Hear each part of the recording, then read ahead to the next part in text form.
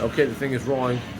Loren Molinare from Detroit Dogs, and we're sitting here and we're eating lunch. Loren gave me a Detroit Dogs CD, and this 45, the Dogs 45, right here. This one's coming out on a new record label. So, what's going on, man? One of the best hot dogs I've had in a long time here at Okie Dog. Yeah, it's good. On Easter Sunday, you know, just got. Sorry, I was late too. Doesn't matter. Had a rehearsal this morning with my other band, the Slamdinistas, and I told you I'd be here at 2:00, and you know, I got here at 2:30. Try to be a man on time, but I thought it'd be cool. I saw your first video here. That you filmed for the documentary, and I thought, you know, what a funky but chic place to come to, Okie Dog, here and meet you and kind of hang out. So yeah, it's good, and that was 3 weeks ago, 3 and then 2 more weeks passed, and I came here 1 week, and the other week I was in the psych ward. I got a 5150 from the police.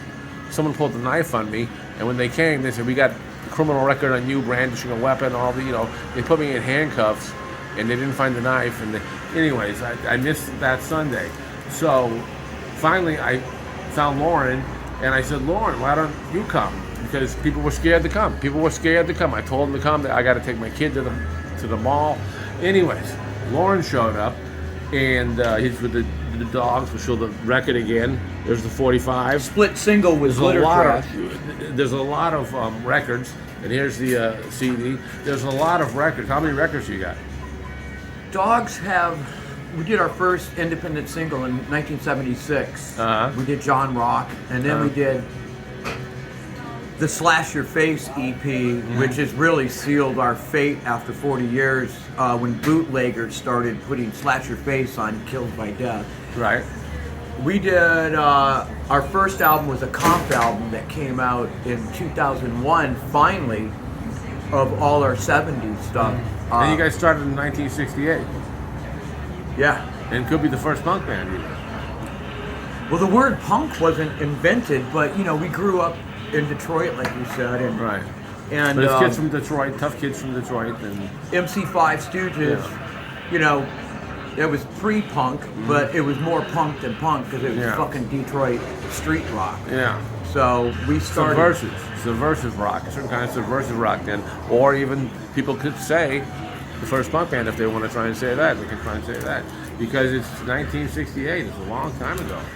And you guys had a hard sound and subversive, like criminal types. Well, we've had felony charges, playing rebel rock, punk rock, standing up for rock and roll. I mean, you know, there's been wrote about, but yeah, we've been taken to jail several times for playing rock and roll. You know? Yeah, that's a good claim to fame. And I hope Adam will be at the next meeting. Alfred, others. I want to give a shout out to Crystal Romo. I talked to her on the phone yesterday. She said she wants to come in a few weeks, and we're just seeing what's going to happen. Let's talk a little bit more. This will make this a little longer this time, and see what else we can talk. We'll show these records one more time, so you can see the records. Yeah. Where can we get these records? I know we can get them on the internet. At live shows. Our next live show is going to be August 18th at the Redwood downtown LA. I know how to get there on the bus. I'll go. What is it, August 18th? August 18th. It's going to be the vinyl release of Hypersensitive. And there's a bit of history.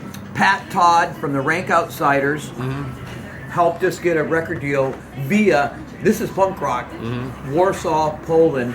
There's a guy from Chicago that lives in Poland now that has Heavy Meditation Records.